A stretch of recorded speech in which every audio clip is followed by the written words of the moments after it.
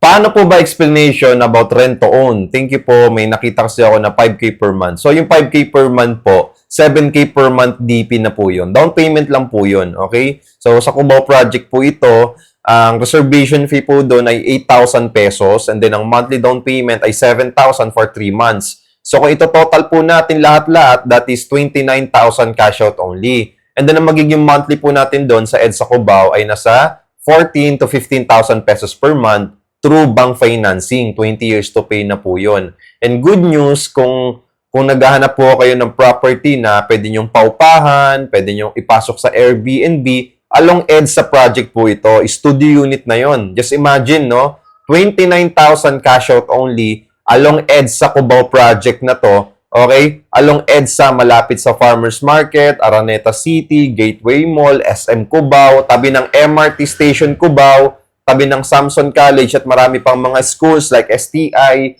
at mga hospitals. So, alam naman natin yung EDSA Cubao ay isang prime location na talaga namang dinadayo, di ba? Kasi dyan ang sakayan at babaan ng mga bus, di ba? Yung mga bus station. So, kilalang kilala yung Cubao pagdating sa mga hotel, di ba? Sa mga short time stay, di ba?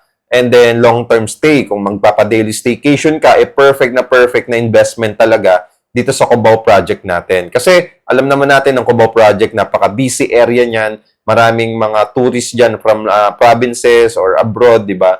So, yun. So, kung interested po kayo, ma'am and sir, dito po sa Cubao project po natin for only 29,000 cash out only, follow me and message me at huwag kalimutan mag-heart. Thank you po.